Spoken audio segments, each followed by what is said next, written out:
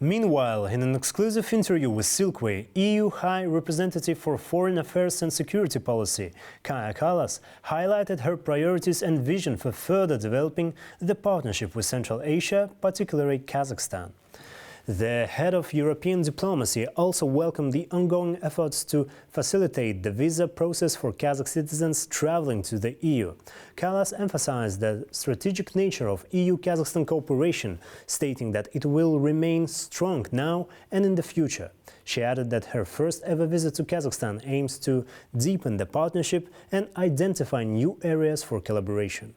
Let me ask you in more details about the cooperation in energy sector, because this sector is very important here in Kazakhstan. It's one of the major sectors of the Kazakh economy.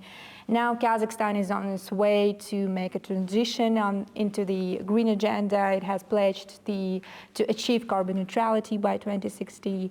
And the big part of this transition is also the so-called rare earth material market. So the interest is obviously there, and there are a lot of different players, different global partners who are interested in this market. So how does EU, again, envision its participation in these markets particularly? Well, we have the know-how, we have technology, and I can see this as a mutual cooperation. Like you say, it's the green and digital transition that needs a lot of minerals or critical raw materials to really be implemented. But it's also, if you think about the green transition, then it's good for the environment, it's good for the people in general, and it's also good for the planet. So this goes hand in hand. And of course, I mean, we can bring the know-how, we can also bring investments, what are needed in order to develop these sectors even further.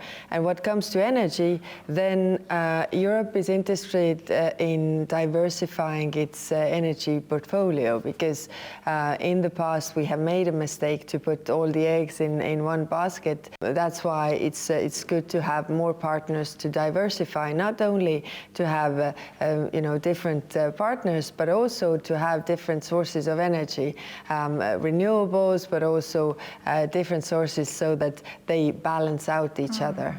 And I think we're also here talking about the facilitation of this transition process here in this region, and also like broader between the European Union and Central Asia.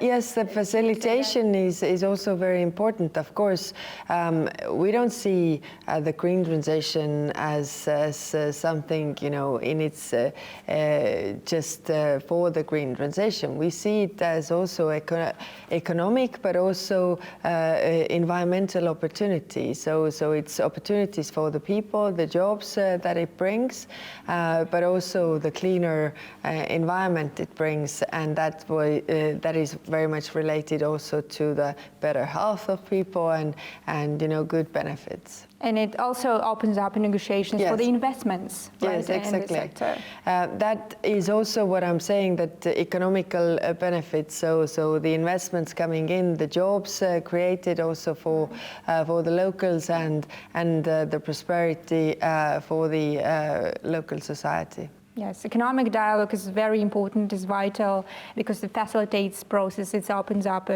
opportunities to implement really important initiatives and projects. But what about political dialogue? You've mentioned security issues, this is very important. And if we talk about Kazakhstan is known for its multilateral approach in its foreign policy. So how, again, European Union and Kazakhstan and Central Asia enhance political engagement? I think we are living in this very turbulent world, and that's why we need to find partners globally.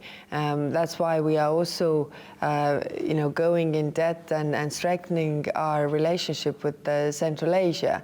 We had yesterday a Central Asian ministerial meeting, and we will have next week Central Asian EU summit to deepen our cooperation in different aspects. And because, I mean, if we take the Central Asian countries, you are in also geographically in a difficult position. But it's clear that what we see happening in the world, it is also presenting a threat. So we need to address these threats really together. What more can we do as collectively? I mean, also to have these partnerships, not only that the Central Asian countries are working together, but also that EU and Central Asia find mutual cooperation points. How do you assess this work so far? I mean, how much progress do we have in that terms? Well, there is a lot to do, I would say. It's a good foundation, but there's still a lot to do, and I think the political dialogue also about the different threats is very important to acknowledge what are the threats in your region, what are the threats in our region, and what are the mutual issues and where we can find mutual cooperation points.